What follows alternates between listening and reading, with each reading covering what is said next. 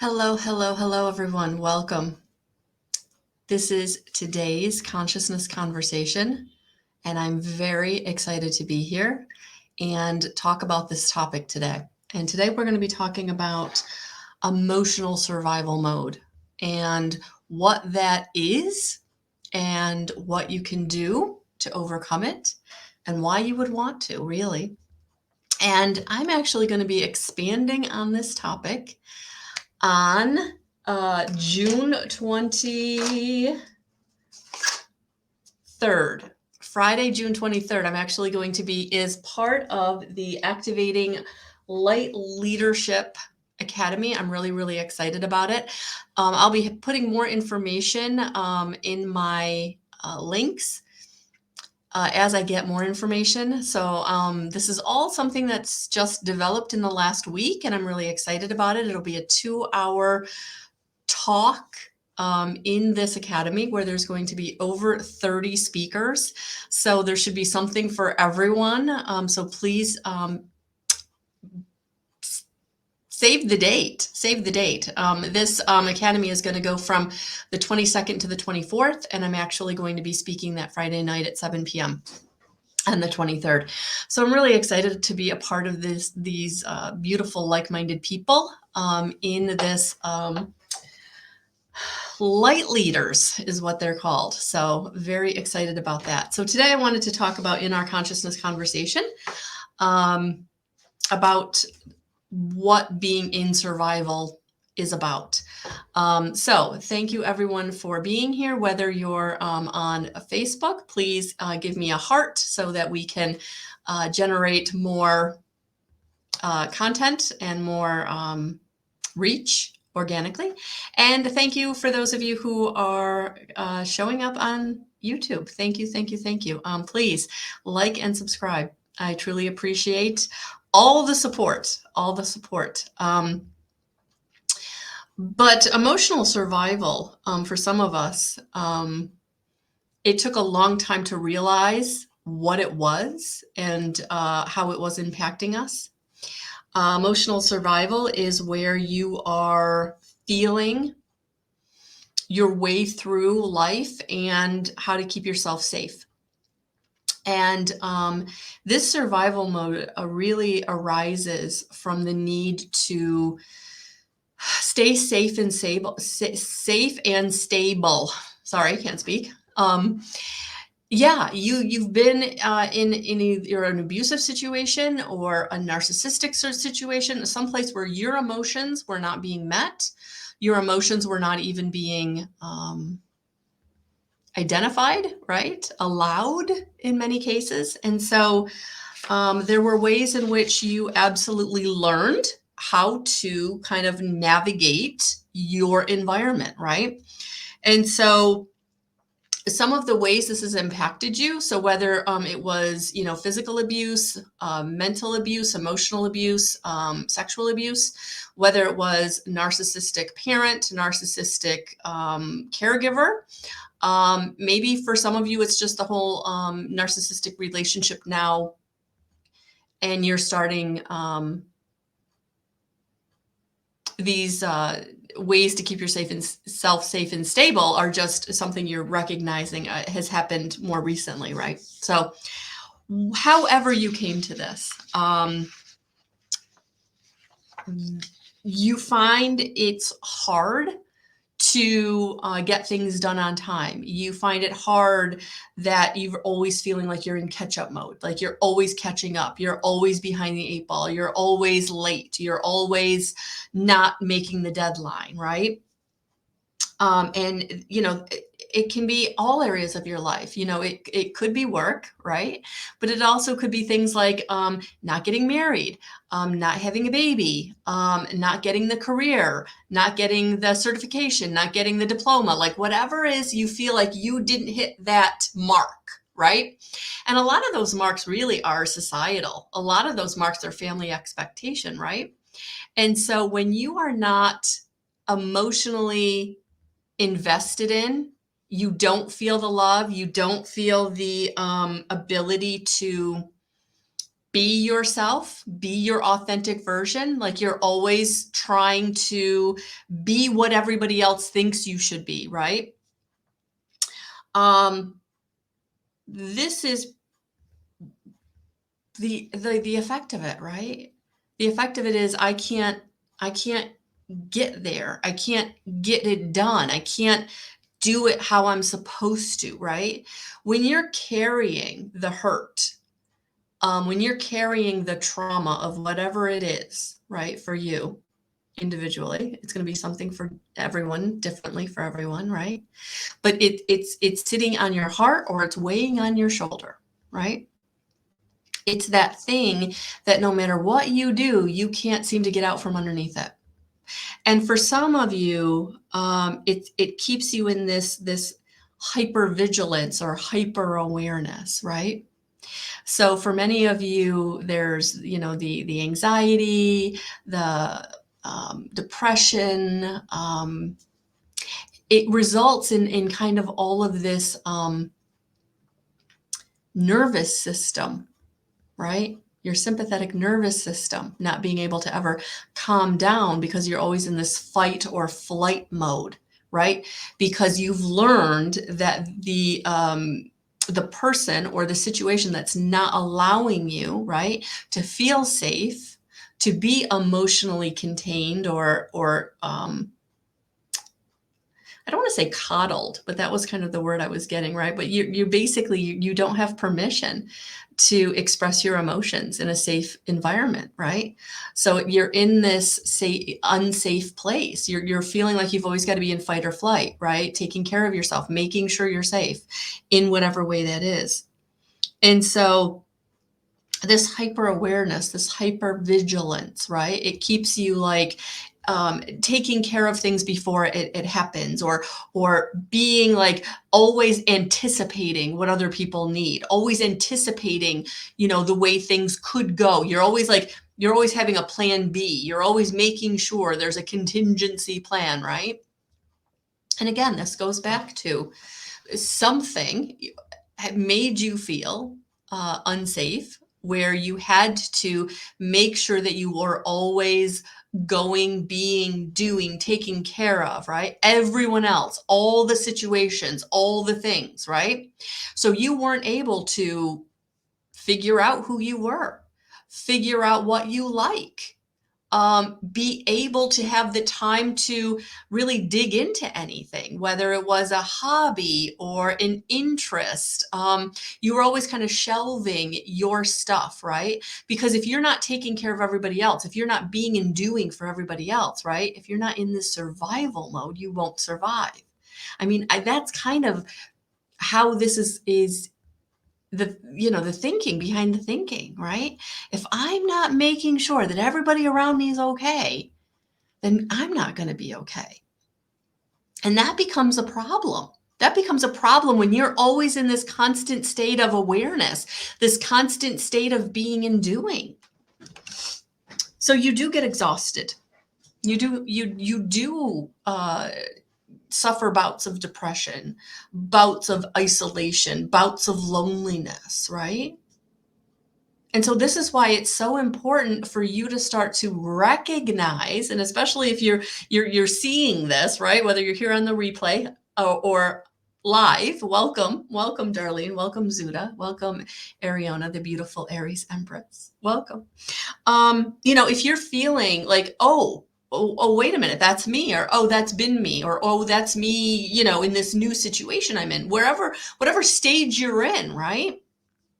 Because for some of us, this was something that we had to learn about because this was the way we always lived our life, right? Because our family unit was such that, right? We were in constant survival mode. For some of you, you're finding what survival mode is through maybe being in a relationship that is with someone who is emotionless or not connected emotionally to their emotional body. Very, narcissistic, or levels of narcissism, or levels of, not allowing you to be the full expression of yourself emotionally, right?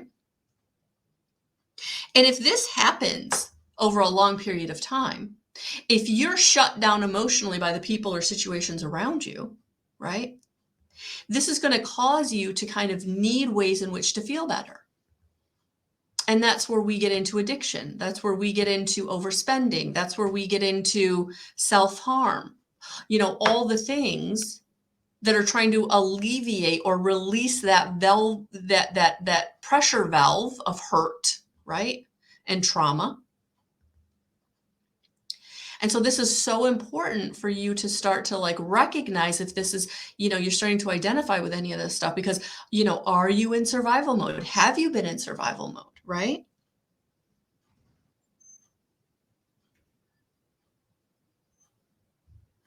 So I wanted to talk about this today because I think this is really important, especially for those who are in patterns or in relationships where this way of kind of living your life is really starting to have a detrimental impact, right? It's keeping you broke. It's keeping you overweight. It's keeping you, all the things that you don't want, right? Because when you're in survival mode, you can't learn the things you need to learn. You can't manifest from that place of joy, right?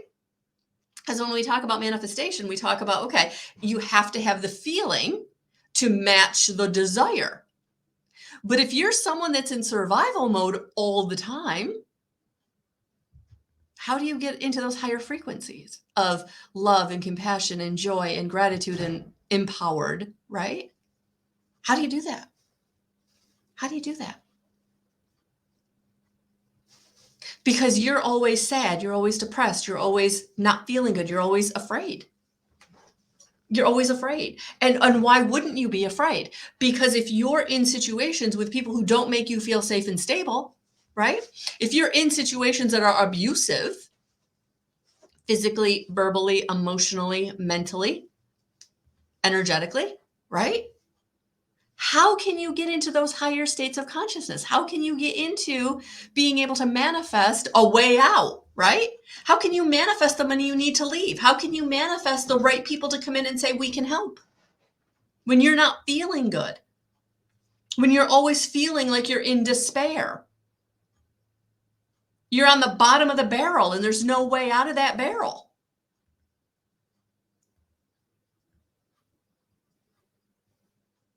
How do you have happiness, dreams, love, and ease? How do you have the good stuff when there's nothing in your life that's allowing you to feel good?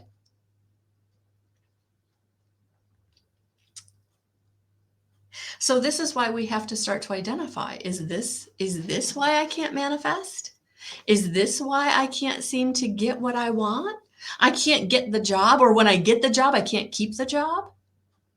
Or when I get the money, I can't keep the money, right? When I have the opportunity or the resource, it fritters away. It comes or leaves as fast as it came. It's because you're not in an energetic place to be able to maintain it. You might get your energy up there to manifest it like once, but you can't maintain it. You can't stay in that resonance of the good stuff. You keep getting pulled down into the muck because of the abuse, the grief, the anger, the resentment, the threat, the woulda, coulda, shoulda. I woulda, coulda, shoulda, right? It's wasted energy. So today, if you're listening to this, whenever you're listening to this, if you're called to see this, there's something here that you need to hear to help you on your journey, to help you move into being able to have the love, have the money, have the relationship, have the experience that fills up your cup.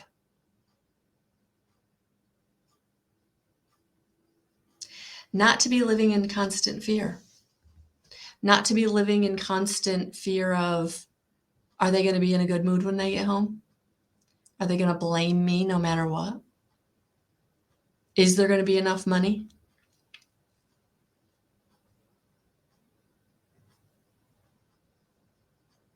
whatever it is that you're afraid of. Whatever it is you're afraid of. That's where you kind of have to look and say, okay, do I have to start putting up a boundary? Do I have to start drawing a line in the sand and deciding to do something different? Do I have to start using no as a complete sentence? Especially with, the people and the family members in your life who just expect you to take care of things, just expect you to do it. They don't even ask anymore. Those people don't respect you because you've shown them you don't respect you. And so you have to respect yourself before others are going to respect you. You have to love yourself enough to say, I can't do this anymore. And for some of you, you may really have to think about getting support before you set a boundary or make a change. You might need to look at a resource, an agency, or a trusted family or friend. Because I know that for some of you, this might be just always being negative in your checkbook before your next payday. For some of you, this just might be, I got a little addiction to sugar, right? For some of you, this might be you're getting hurt on a regular basis physically. For some of you, this might be you are in a very dangerous situation. So I don't want anybody who's watching this to think I take any of this lightly. I'm not a medical professional. I'm not a legal professional. Definitely check in with your professionals. If you find that you are in this depressed, addicted, harmful,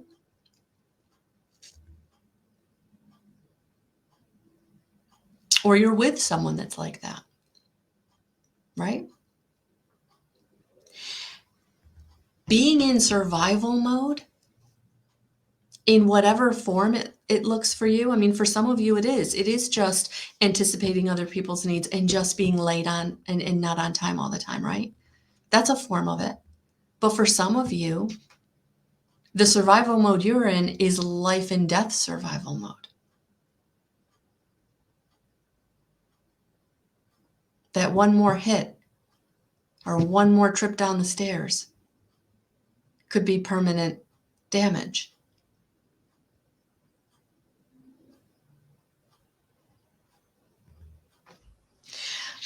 So I don't take it lightly when I say set a boundary, because I know for some of you, setting a boundary, that is terrifying.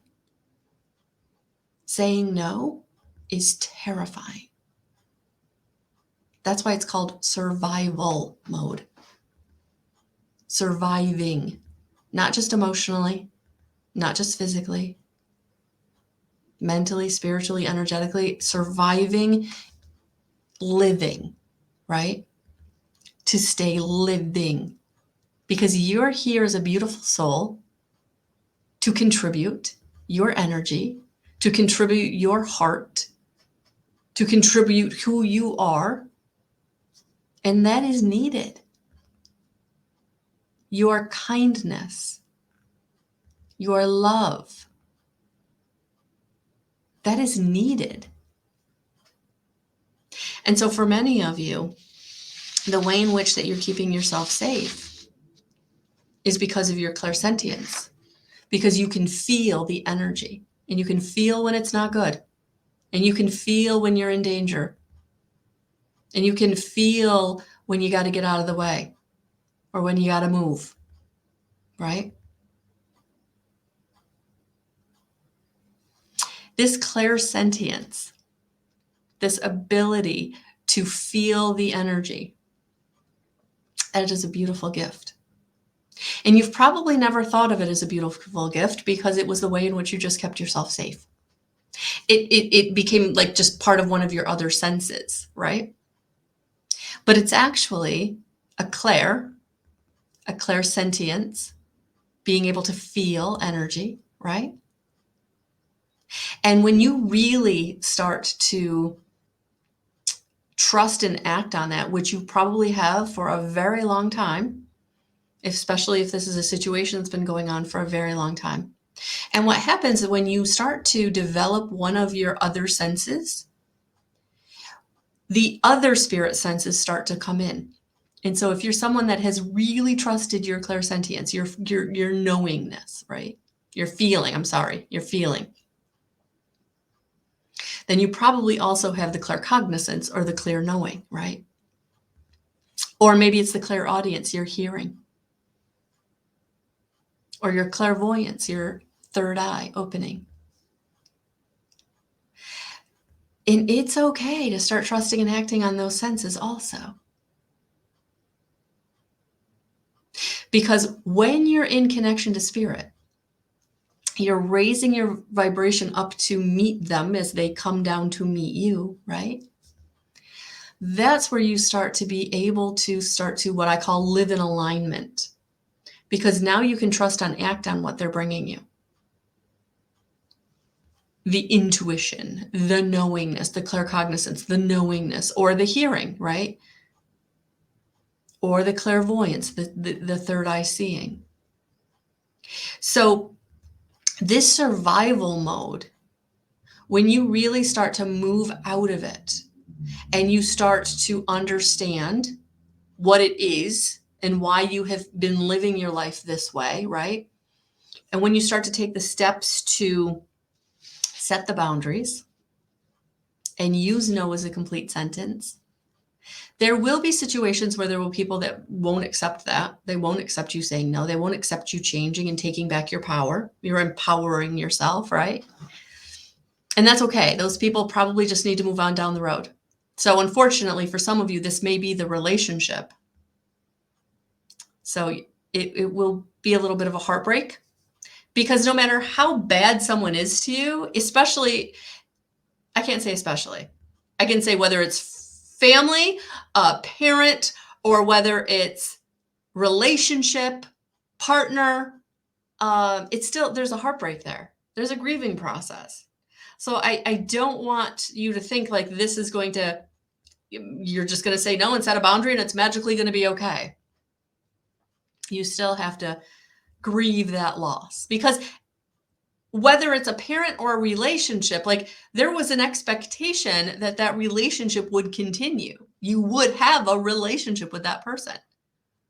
And for many of you, there won't be an option. That won't be an option. You're going to have to disconnect. Because if they didn't respect you and they were disrespecting you so bad that they were hurting you in any of the ways, right? Verbally, emotionally, physically, energetically, that's disrespect. Calling you names, making you feel bad, putting you down. That's disrespect. And when you start to say, I'm not going to hear that no more. No, that's not okay. And they still do it. They're always gonna. That's who they are. They've gotten away with it in the past. They're going to get away with it in the future. You have to stand up for yourself. And for many of you, you're going to want that person that you love to stand up for you. And they don't have that ability. If they did, they wouldn't be hurting you. If they did, they wouldn't be disrespecting you. And I never want to make excuses for other people, and I never want to demonize them either. They have their own choices, but they also have consequences to those choices, right? And if they're going to treat you that way, then that's the consequence to that choice, that you move on. And so today, if you find that you are identifying with any of these ways in which you're not okay, then I'm hoping that you can take the message to empower yourself, to set the boundary, to say no, to get the support. Because when you start to change your emotions, you change your relationships. So I don't want you to feel like, okay, well, I lost that person. I've got to set that boundary. I got to walk away. What do I do now? Now I don't have anyone to love. No, now you get the opportunity to meet someone who will love you better, more authentically, right? When you're keeping somebody, especially if you're thinking like just having someone bad is better than having no one, because you're not opening up the space for the good person, right person to come in. That person that you're holding on to is in the way. You got to get them out of the way so you can get the right person in.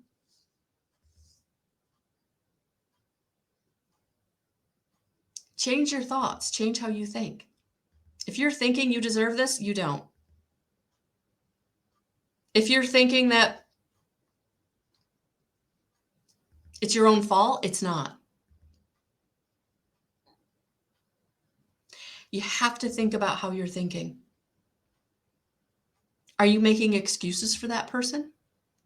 Oh, they won't do it again. Yes, they will. If they've done it and they've apologized for it and they've done it again, there was no changed behavior. They will do it again. Only changed behavior is an apology. Only changed behavior on their part because they want to is sustainable.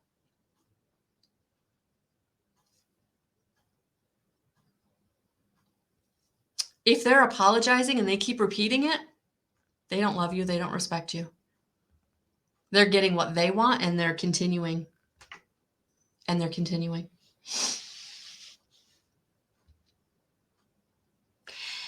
You have to change your frequency.